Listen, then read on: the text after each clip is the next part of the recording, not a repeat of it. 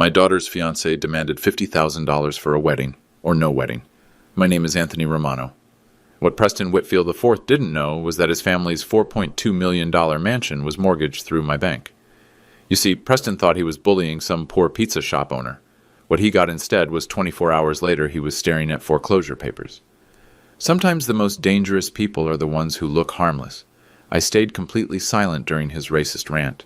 I nodded politely when he threatened to cancel my daughter's wedding, and then I made a decision that would destroy his entire world. By the way, if this story sounds familiar, maybe you've dealt with entitled people who think money makes them better than everyone else, hit that subscribe button. I'd love to know where you're watching from, especially if you've ever been underestimated because of your background. Trust me, you're going to want to hear how this ends. It all started 8 months ago when my daughter Anna brought home her fiancé. Anna had been dating Preston for 8 months when she finally brought him to our house in Federal Hill.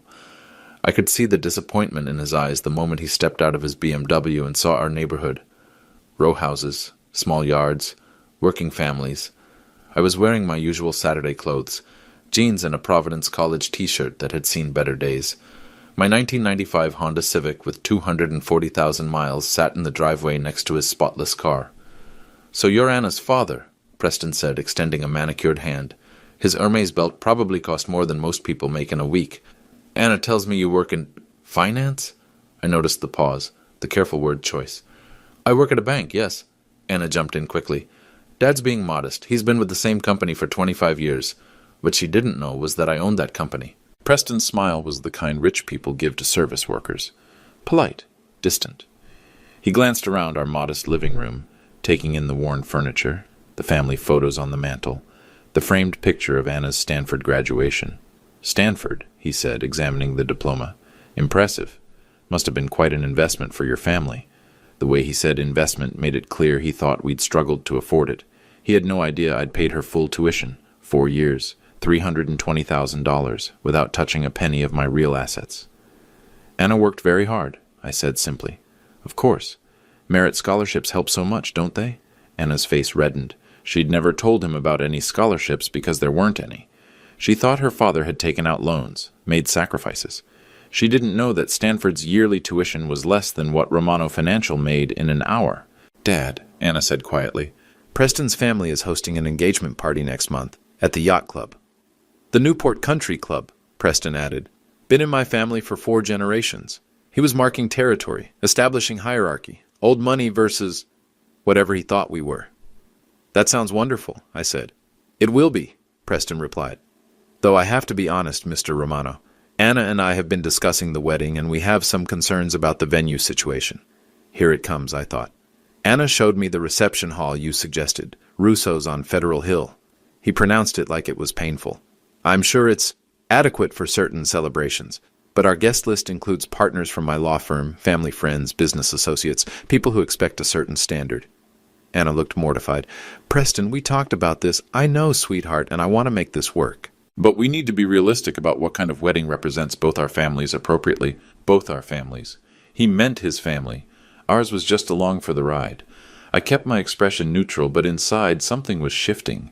I'd spent 15 years building Romano Financial from a single storefront loan office to 80 branches across New England. I'd done it quietly, deliberately, always staying below the radar. Anna thought I was just another bank employee because I wanted her to succeed on her own merit, not because of my money. But watching this entitled kid dismiss my daughter's happiness for the sake of his social status, that was testing my patience. "What did you have in mind?" I asked. Preston brightened. "There's a beautiful venue in Newport, Oceanside, where people like us typically," he caught himself, "where the ceremony would be more appropriate for our combined social circles. People like us. Not people like me." But he had no idea what people like me could really do. The call came on a Tuesday evening while I was reviewing quarterly reports in my home office. Anna's voice was strained. "Dad, can you come over?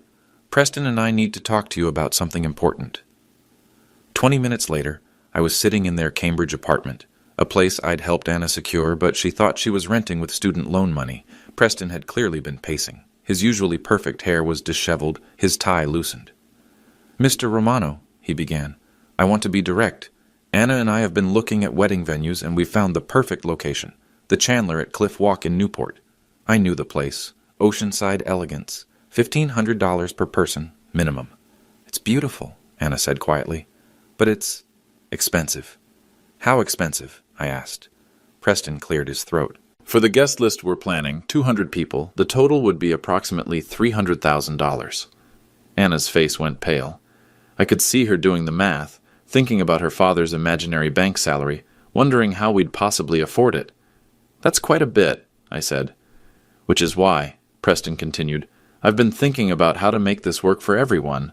My family has connections at the venue. We could potentially get the cost down to, let's say $50,000 from your side. $50,000, like he was doing us a favor.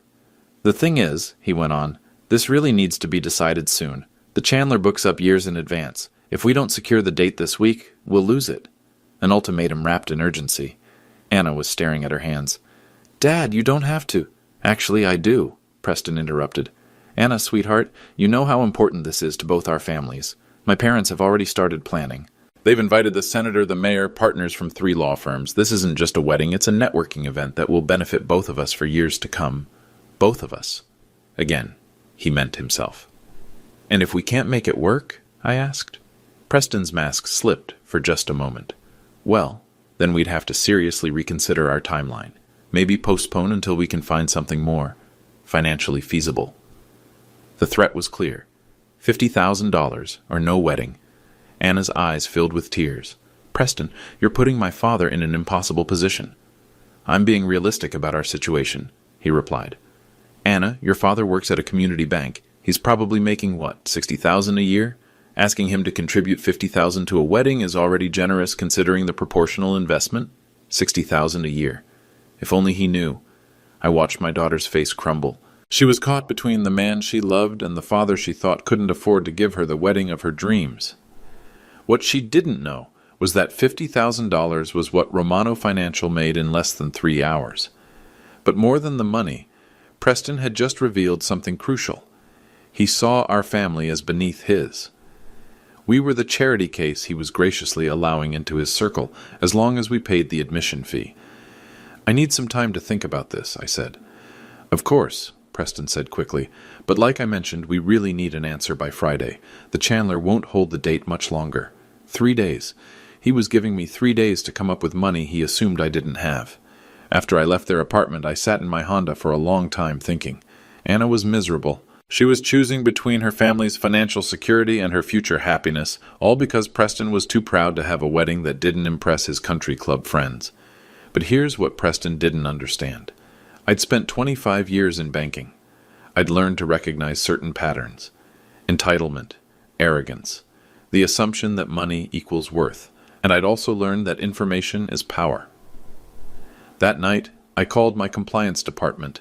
Not unusual for a bank president to request account reviews.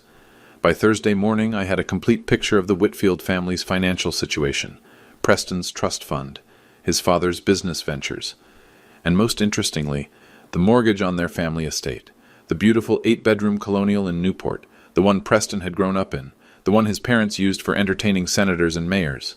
It was mortgaged through Romano Financial for $4.2 million. And according to our compliance review, there were some very interesting character clauses in that mortgage agreement. Friday afternoon came, and Preston called exactly at 5 o'clock. I was in my office at Romano Financial headquarters, having just finished reviewing the Whitfield mortgage file with my legal team. Mr. Romano, I hope you've had time to consider our conversation. I have. Great. So what's the decision on the venue contribution? I leaned back in my chair. The chair in the office Preston thought belonged to someone else entirely. Preston, I have a question for you first. Of course. You mentioned that this wedding represents both our families. I'm curious what you think my family brings to this partnership. There was a pause. Well, Anna, obviously, she's wonderful, smart, beautiful, beyond Anna. What do you think the Romano family contributes? Another pause, longer this time. I'm not sure I understand the question. You've made it clear that your family has connections, social standing, financial resources. What do you think we offer in return? I could practically hear him searching for a diplomatic answer. Every family has their own unique strengths. Unique strengths, such as, Mr. Romano, I'm not sure where this is going. I'm trying to understand why you think $50,000 is a reasonable request from a family you clearly consider financially inferior. The silence stretched. When he spoke again, his voice had an edge. I never said you were financially inferior. You said I probably make $60,000 a year. That was an estimate based on average bank employee salaries. Which bank? What? Which bank did you research for those salary estimates? It was a general... You assumed, Preston. You saw my car, my clothes, my neighborhood, and you made assumptions about what kind of man your fiancé's father is. His breathing changed. I could hear him getting defensive. Mr. Romano, if you're upset about the financial arrangement, we can discuss alternatives. Such as? Well, if $50,000 is too much, perhaps we could look at a smaller venue. Something more suited to everyone's budget. More suited to everyone's budget. Translation, cheaper, more appropriate for people like us. Or, I said, we could look at this from a different angle. What do you mean? Tell me about your family's finances, Preston. Excuse me? You've analyzed mine. $60,000 a year, you said. Community bank employee, limited resources. Turnabout seems fair. That's completely inappropriate. Is it? You're asking me to contribute $50,000 to an event that benefits your social standing? Shouldn't I know whether your family can actually afford their portion? His voice rose. My family has been in Newport for 4 generations. That's not what I asked. We own property. Mortgaged property? Dead silence. Preston? What are you implying? I kept my voice level. I'm not implying anything. I'm asking direct questions about financial capacity, the same way you've been assessing mine. This is ridiculous.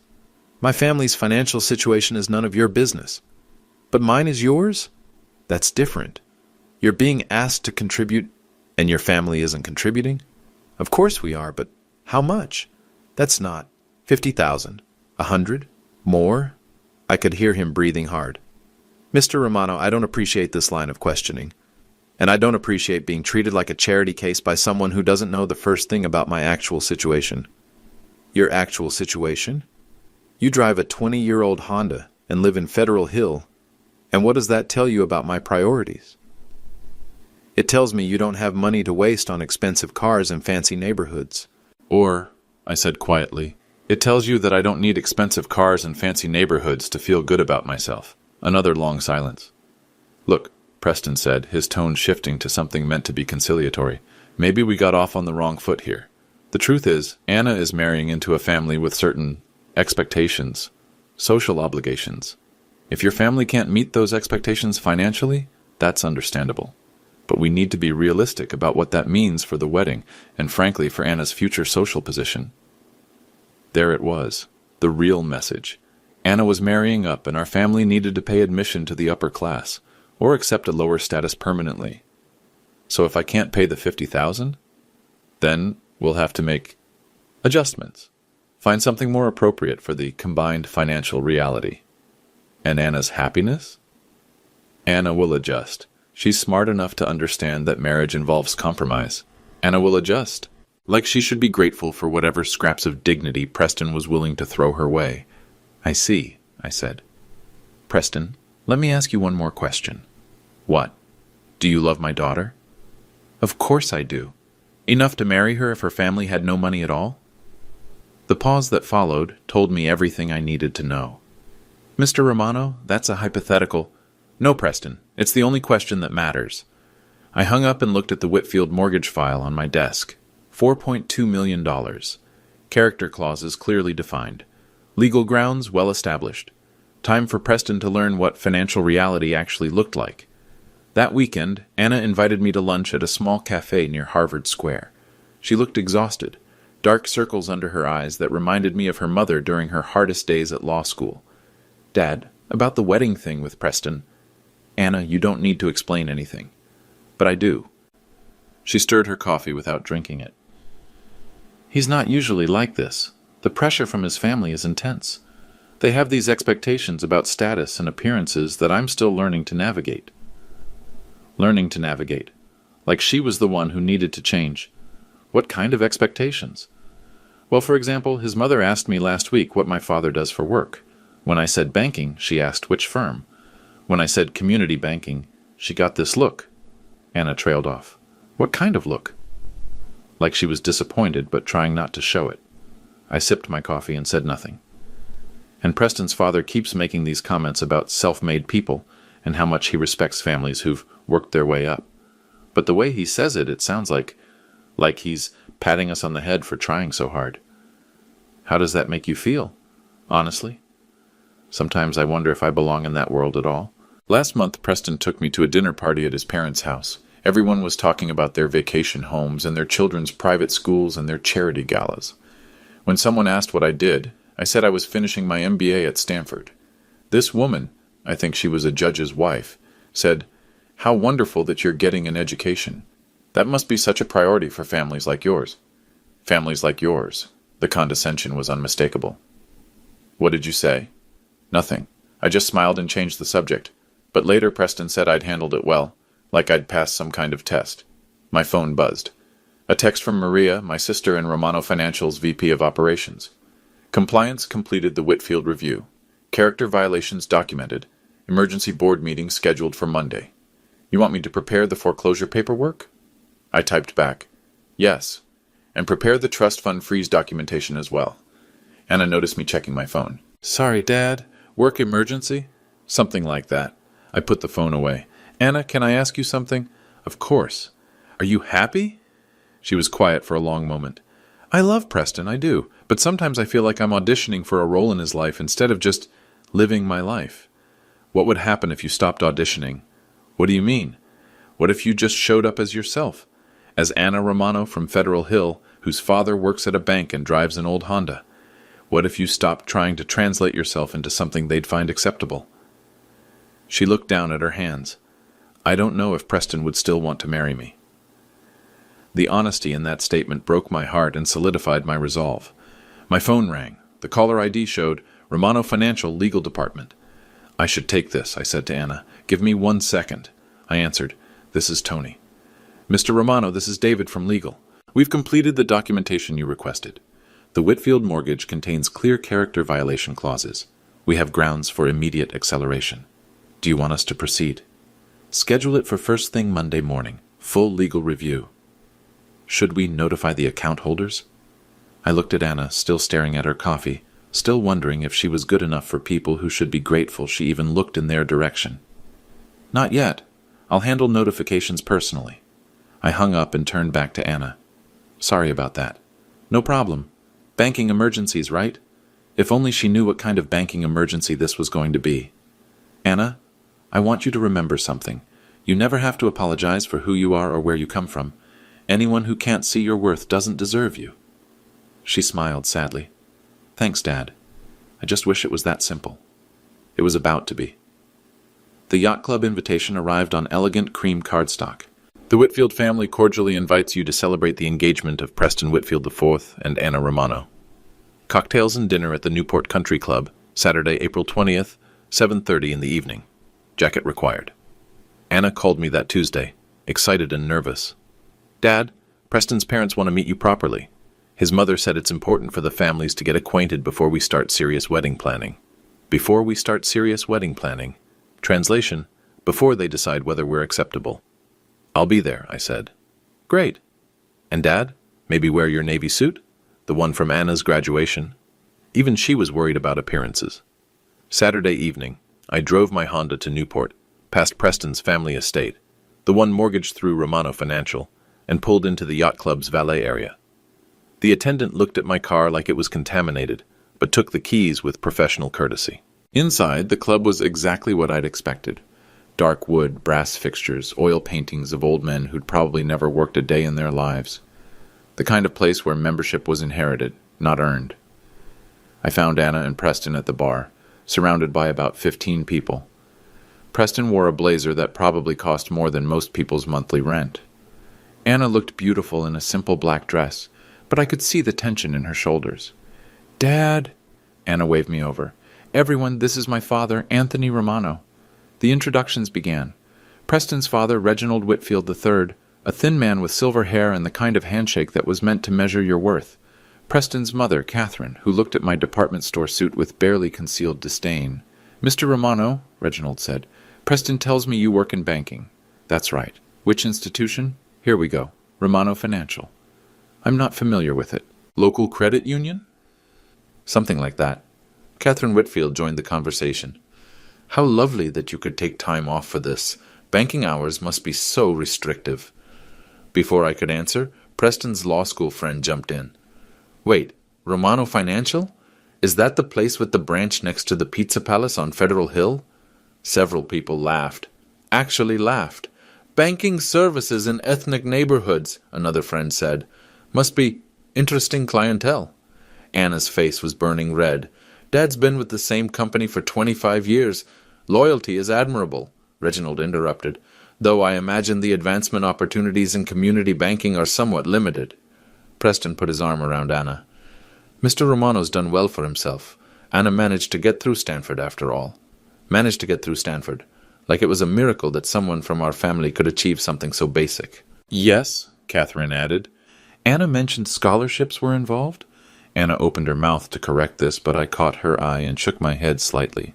Let them think what they want to think.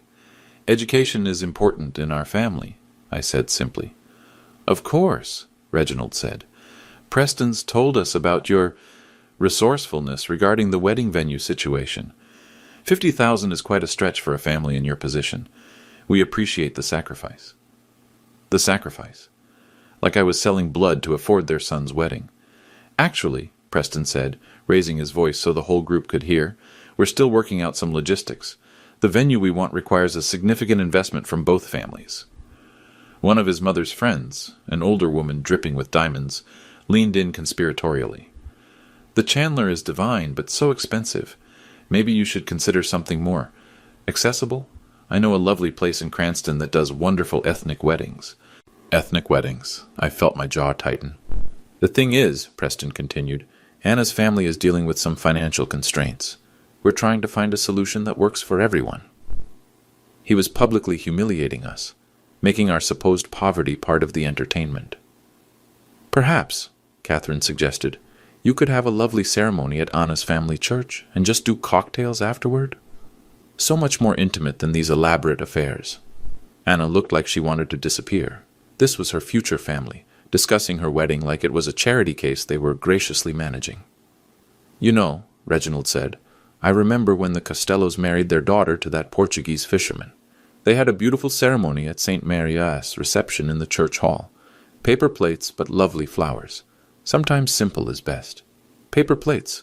They were suggesting paper plates for my daughter's wedding. Preston laughed. Well, we're not quite at the paper plate stage yet, though Mr. Romano might need to get creative with the financing. The group chuckled. My daughter's financial situation was dinner party humor for these people. That's when something inside me shifted. I'd spent the evening listening to these people mock my family, my background, my supposed limitations. I'd watched them treat Anna like she should be grateful for their son's attention. I'd heard them reduce my daughter's wedding to a budget problem that they were benevolently trying to solve. But most importantly, I'd heard Preston say the words that would seal his fate. Your immigrant family needs to learn their place in America. The conversation had gotten quiet enough that his words carried across the room. I pulled out my phone and typed a quick text to Maria. Yacht Club. Now, bring the Whitfield files, foreclosure paperwork, and 2 board members. It's time. I looked around the group. All these people so certain of their superiority, so comfortable in their assumptions about who belonged where. You know, I said quietly, you're absolutely right about one thing. What's that? Reginald asked. $50,000 is quite a lot of money. Preston smiled, thinking I was conceding defeat. Especially, I continued, when you're about to lose $4.2 million. The laughter stopped. The confused silence lasted about 10 seconds before Reginald found his voice. I'm sorry, what did you say about $4.2 million? Dad, Anna whispered. What are you talking about? Before I could answer, I saw Maria entering the club's main dining room, followed by 2 men in expensive suits.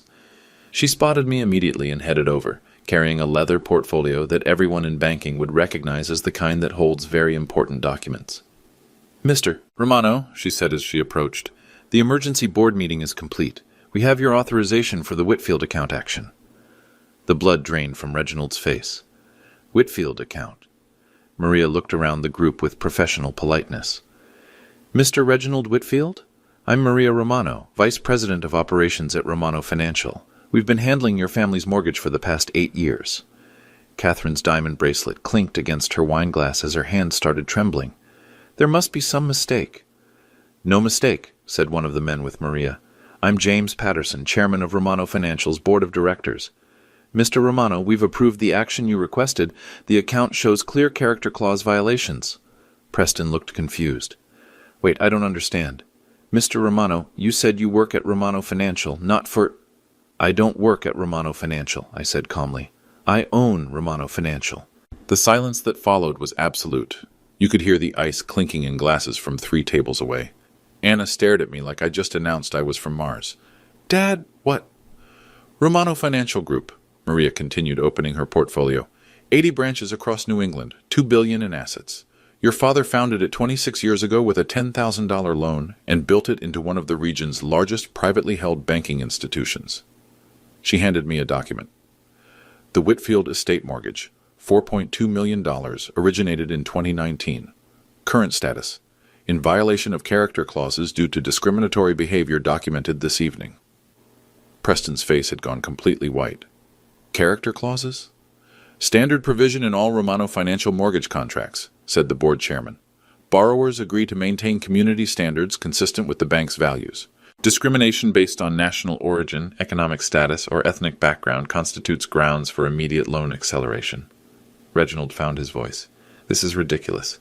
You can't call a mortgage because of a social conversation.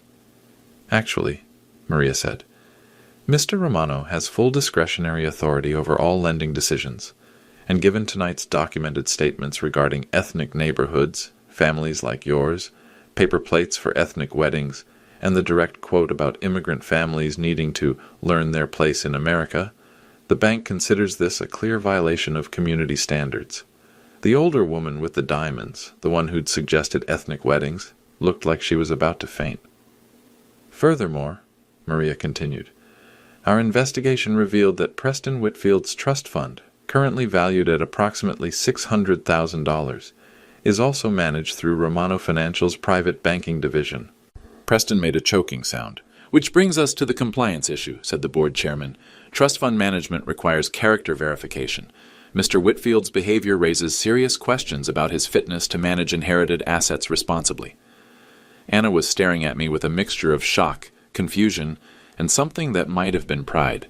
Dad, is this real? Are you really? Anna, I said gently, your Stanford tuition was 4 years, $320,000. Paid in full, no loans. The reason I drive an old Honda isn't because I can't afford a new car. It's because I don't need a new car to know who I am. Catherine Whitfield finally spoke, her voice barely above a whisper. You've been lying to us this entire time. I haven't lied about anything. You assumed I was poor because I dress simply and drive an old car. You assumed I was powerless because I live in Federal Hill. You assumed I was beneath you because my family came from Italy instead of inheriting wealth from ancestors who never had to work for anything. But why didn't you tell us? Preston asked desperately. Because I wanted to see who you really were. I wanted to know if you loved my daughter enough to respect her family, regardless of what you thought our social status was. I gestured around the room.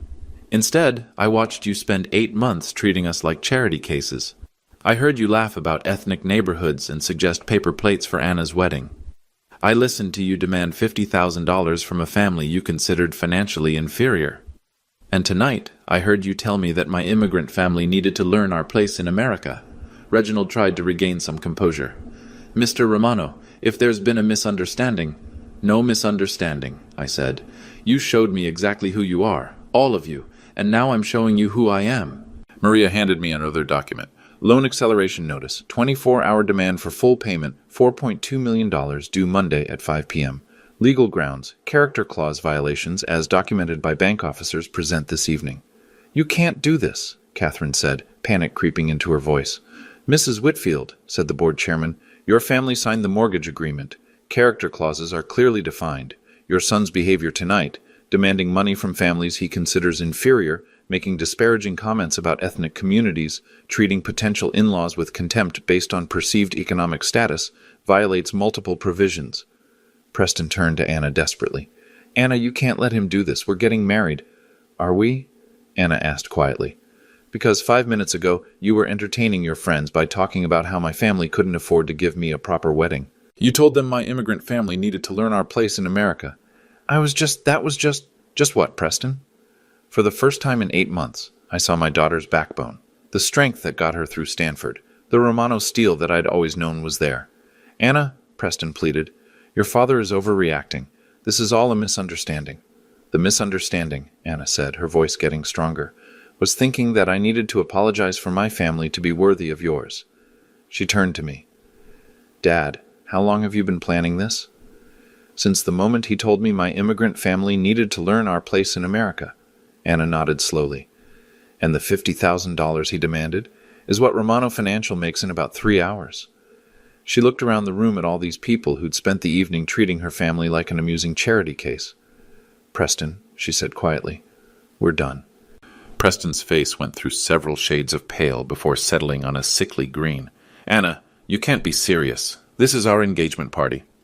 No, Anna said, her voice steady and clear. This is my education. She pulled the engagement ring off her finger, a 3-carat diamond that probably cost less than her father's daily earnings, and set it on the nearest table. Reginald stepped forward, trying to salvage the situation. Mr. Romano, surely we can discuss this like reasonable businessmen. These are emotional circumstances. Emotional? I asked. Mr. Whitfield, this is purely business. Your family signed a mortgage contract with specific character provisions. Those provisions have been violated. The loan is now due in full. Maria opened her portfolio and extracted a thick document. Loan acceleration notice, approved by Romano Financial's Board of Directors this afternoon. Sheriff's Department will serve formal papers Monday morning at 9 a.m. You prepared this before you even came here tonight? Catherine asked in horror. Standard procedure, said the board chairman. When character violations are documented through direct observation, Romano Financial acts swiftly to protect its interests and community values. Preston was frantically scrolling through his phone. I need to call my lawyer. By all means, I said. Though you should know that Romano Financial's legal department has been preparing for this contingency since Friday. We've reviewed all possible appeals, injunctions, and delaying tactics. Your family's options are quite limited. This is extortion, Reginald shouted, loud enough that other diners turned to stare. No, Maria said calmly. This is contract enforcement. Your son demanded $50,000 from a family he considered financially inferior. He made discriminatory statements about ethnic neighborhoods, suggested that families like ours should have weddings with paper plates, and explicitly told Mr. Romano that his immigrant family needed to learn their place in America. Romano Financial considers such behavior fundamentally incompatible with our community values. The older woman with diamonds, Mrs. Pemberton, I now remembered her name, finally spoke up. Reginald, what exactly did Preston say? Before Reginald could answer, Preston jumped in. I never said anything discriminatory. You said my family needed to learn our place in America, I reminded him. You laughed about banking services in ethnic neighborhoods. You told your friends that Anna managed to get through Stanford, like it was surprising that someone from our background could succeed academically. You suggested paper plates for our wedding reception. Anna looked at Preston with something approaching disgust. Is that really what you said? Anna, you're taking this out of context. Preston, she said quietly, 3 hours ago, you were entertaining your friends by talking about my family's financial problems. You made jokes about paper plates at our wedding. You treated my father like he was some kind of charity case you were graciously tolerating. I was just what? Just showing your true feelings when you thought there wouldn't be consequences? Maria handed me another document. Mr. Romano, there's also the matter of Preston's trust fund. Preston's eyes went wide. What about my trust fund? $600,000 managed through Romano Financial's private banking division. Recent withdrawal patterns suggest possible violations of trust provisions. What kind of violations? Catherine asked weakly. Expenditures inconsistent with character requirements, said the board chairman. Large cash withdrawals without proper documentation. Payments to luxury services while demanding financial contributions from families the beneficiary considers economically inferior. Trust fund guidelines specifically prohibit using inherited assets to exploit or demean others based on their perceived economic status. Preston's phone slipped from his hands and clattered on the marble floor. You're freezing my trust fund? Pending character review, Maria confirmed. Standard procedure when beneficiary behavior raises questions about fitness to manage inherited wealth responsibly. The silence in the room was deafening. Other yacht club members had stopped pretending not to watch. The Whitfield family's public humiliation was now entertainment for their entire social circle. "How long?" Reginald asked, his voice hollow. "How long for what?" I asked. "The foreclosure process. How long do we have?" 24 hours to produce $4.2 million in certified funds, Maria said. "After that, the property enters immediate foreclosure proceedings." "That's impossible," Catherine whispered. "We don't have that kind of liquid capital." "Perhaps," I suggested, "you could ask your friends here for a loan. I'm sure they'd be happy to help, given how much they've enjoyed discussing our family's financial situation tonight." The looks that passed between the yacht club members made it clear that no help would be forthcoming. These people were vultures, not friends. They'd enjoyed watching the Whitfields mock a poor immigrant family, but they had no interest in actually helping when the tables turned. Preston made one last desperate attempt. "Mr. Romano, this is about Anna and me. Don't let your hurt feelings destroy our future." "My hurt feelings?" I looked at him with genuine curiosity. "Preston, this isn't about hurt feelings. This is about character. You spent 8 months showing me yours. Now I'm showing you mine." Anna stepped closer to me. "Sir, Dad, what happens to their house?" "Standard foreclosure process," Maria explained. "Public auction. Proceeds go to satisfy the outstanding loan balance." "And if it sells for more than they owe?" "They keep the difference. If it sells for less, they remain liable for the shortfall." Reginald's face crumpled. "That house has been in my family for 4 generations." "And my family has been in America for 1 generation," I replied. "The difference is we built something instead of just inheriting it." Preston turned to Anna one more time. "Anna, please, we can work this out. Your father is being unreasonable." "No, Preston, he's being a father. Something you might understand if you'd ever respected the concept." She took my arm. "Dad, I think we should go." As we walked toward the exit, I heard Catherine Whitfield's voice behind us, shrill with panic. "Reginald, call the bank president. Call someone who can fix this." I turned back briefly. "Mrs. Whitfield, I am the bank president." The last thing I saw was Preston on his knees, frantically trying to gather the pieces of his shattered phone from the marble floor. The next morning, I was reading the Providence Journal with my coffee when Anna knocked on my door. She looked like she slept, but there was something different in her eyes. Clear. "Dad, we need to talk." We sat in my kitchen, the modest kitchen in the modest house that had apparently fooled an entire family of supposed sophisticates. "Why didn't you tell me?" she asked. "About Romano Financial, about the money, about everything." I poured her coffee and thought about my answer. "Do you remember when you were applying to colleges, and I told you that you'd have to earn your way through scholarships and hard work?" "Yes, and I did. I worked my ass off." She stopped. "Wait, did I?" "You worked exactly as hard as I said you'd have to. You earned every grade, every achievement, every opportunity. The only difference is that I paid the bills instead of making you take loans." "But why lie about it?" "Because I wanted you to become Anna Romano, not Anthony Romano's daughter. I wanted you to know that you could succeed based on your own merit, not because Daddy wrote checks." She was quiet for a moment. "And Preston?" "Preston was a test you didn't know you were taking. I needed to see if he loved you enough to respect you regardless of what he thought your family's status was.